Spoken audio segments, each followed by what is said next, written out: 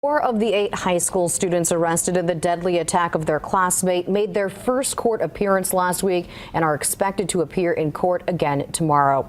Fox 5 just obtained the mugshots for Dontrell Beaver, Damian Hernandez, Gianni Robinson, and Travion Randolph. Each are facing a murder charge. They have remained in custody since last week. All 4 juveniles are being charged as adults. They are accused of killing 17-year-old Jonathan Lewis on November 1st in an alley near Rancho High School.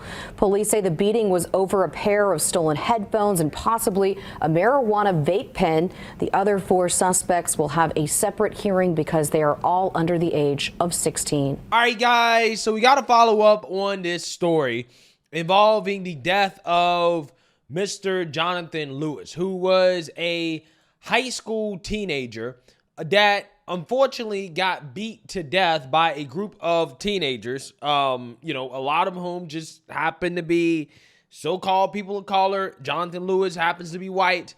Now, the mainstream liberal media, they covered it a little bit, okay, but there was no wall-to-wall coverage, right? There was not the CNN cryon talking about how racism is a problem in this country and how incidents like this are unacceptable and that we must fight against stuff like this, right? Because we do know that if the roles were reversed, okay, if a group of white students, a white mob, beat up a so-called person of color to death, they will be playing a race card regardless of whether or not we know if the motivation was racial, okay? We do know that's what they would be doing, okay? So that was a little bit of mainstream liberal media coverage, but for the most part, they were silent. However, they should have been wall-to-wall coverage, okay? There should have been 24/7 coverage of what was happening or what happened because we have a young scholar problem in this country, okay? And we're not talking about enough how our youth are literally destroying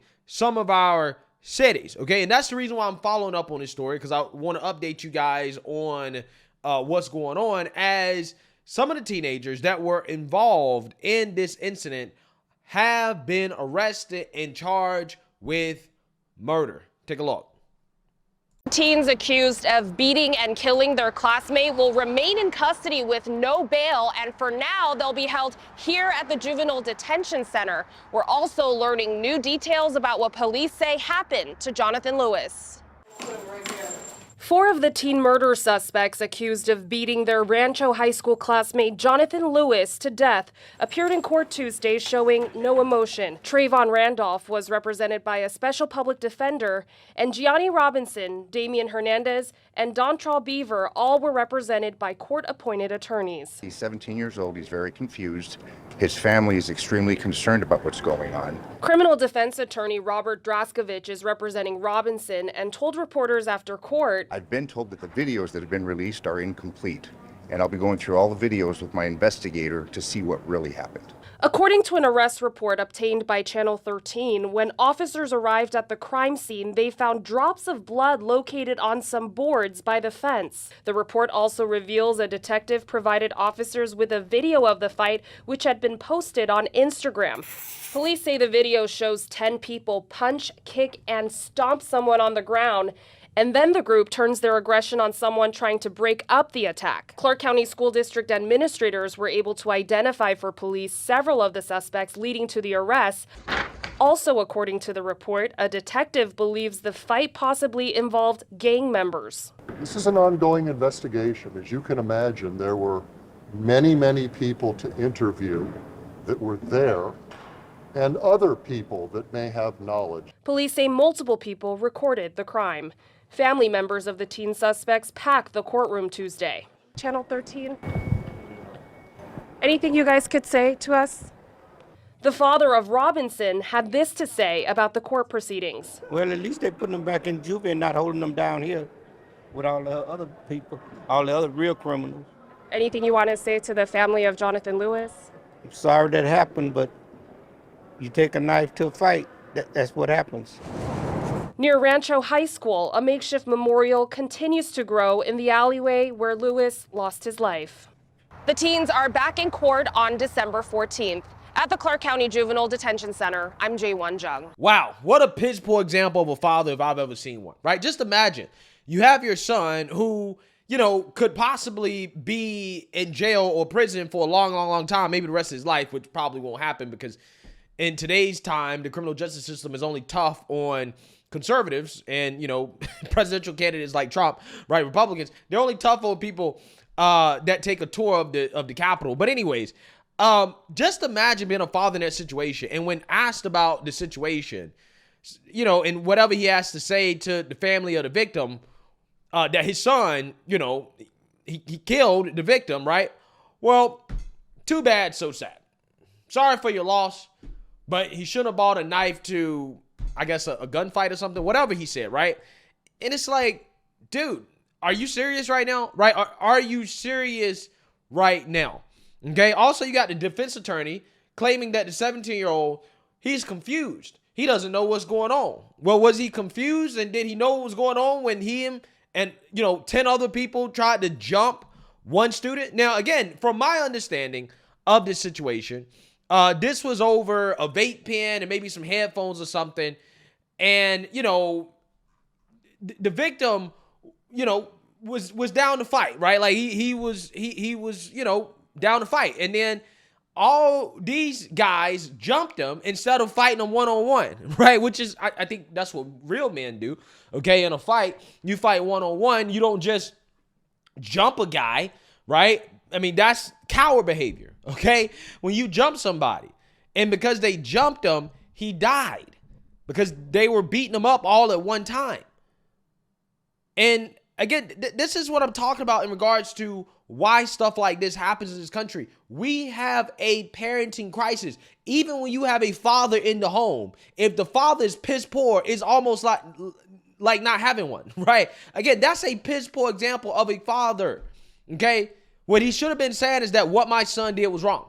You don't jump another student, okay? You fight one-on-one, and when the other student can't fight, or when clearly he's lost, then you're done. What you don't do is jump a student and keep beating him until he dies.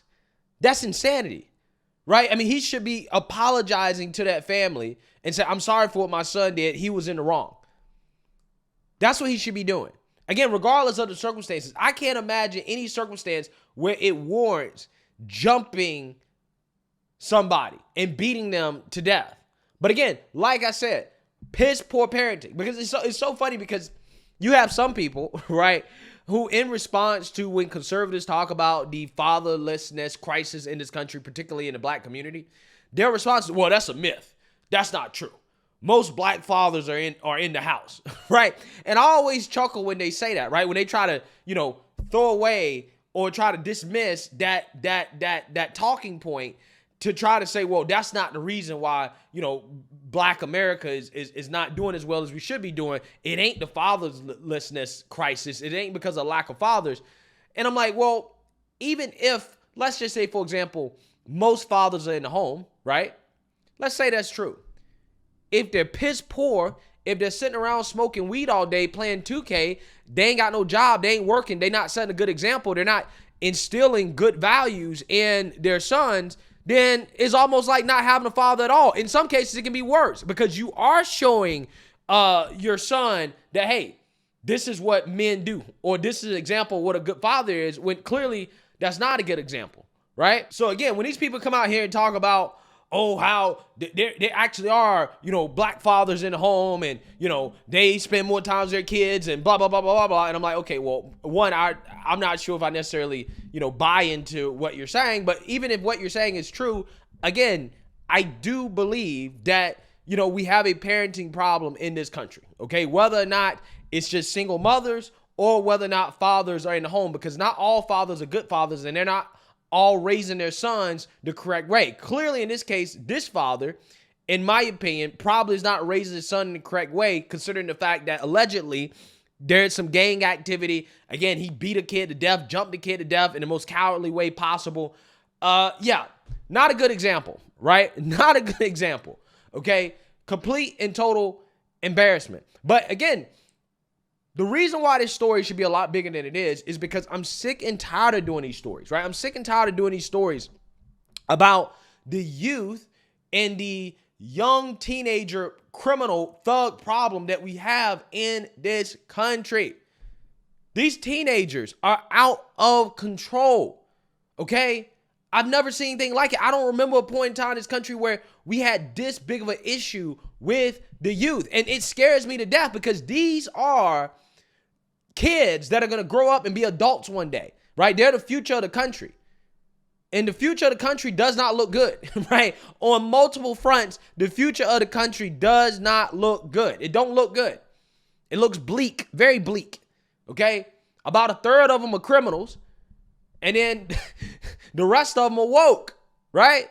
They're woke, which contributes to having more criminals, right? And it's a big problem. And that's why I think that there should be more attention when it comes to these types of situations, what is currently happening. I mean, you're having teen takeovers almost on a weekly basis in Chicago, right? Happening in LA. I mean, they're the ones that are responsible for the flash mobs, right? The mobs of people that go into these stores and rob these stores out of business. And they're responsible for these stores closing. And nobody is speaking up and saying, this is who is committing these crimes. And we need to speak out against it. But first, you have to identify accurately who is committing the crimes. Because we know that if this was reversed, this situation right here, if this was 3 white boys or 4 white boys, 10 white boys, whatever, right? The media would make it clear, hey, they're white, right? And they did this because of racism. Racism was involved somehow. This is a modern day lynching, and it happens in high schools. And you know what they would be doing? They will also be going after the parents. They'd be saying their parents taught them to be racist. Their parents taught them to beat black boys or black students like that. But when it comes to this situation right here, nobody's talking about their parents and the role that their parents played in this. Nobody's talking about it. Nobody's talking. I remember a story that I covered where Rashad Ritchie made up a race hoax about the Little League baseball players playing in the black kids' hair. Like they were putting like cotton balls or something like that in the black kids' hair. Okay. And there were white kids that were putting, again, cotton balls in the black kids' hair. And then they tried to accuse the Little League team of racism. The criticism of these kids extended far beyond just the kids themselves, but they were also criticizing the parents. They were saying, see, this is an example of parents raising their kids to think it's okay to do stuff like this to black children. This is what they do. But when it comes to the young scholars of America that are committing all these crimes, nobody is demonizing the parents of these individuals that are literally out here beating other kids to death. Killing, shooting, stealing, robbing, gang banging, doing all types of crazy stuff. And nobody is talking about the problem, the real problem in this country, which is parenting. We have terrible teenagers because we have terrible parents. I guarantee you, all 4 of these individuals, all 10 of the individuals, most of them probably come from single mother households. And if they do have 2 parents in the house, again, I'm not sure the father is being a good father, right? Probably not being a good father, because if you have good fathers, then you prevent stuff like this. Stuff like this is less likely to happen. But when you have bad fathers, terrible fathers, and you got single mother households, this is what you get. This is what you get. But again, we only talk about it if the narrative fits, right? If the race is correct, right? If you can make some money off of it, playing up the race issue. But when it comes to this right here, when the narrative doesn't fit, they don't want to talk about it as much, right? They'll write an article about it on CNN, but it'll never be on the front page. They won't be having these deep conversations all day long about this issue in this country. It's fascinating. Let me know what you guys think. Make sure you like, comment, and subscribe. Most importantly, share a Black conservative perspective. Peace.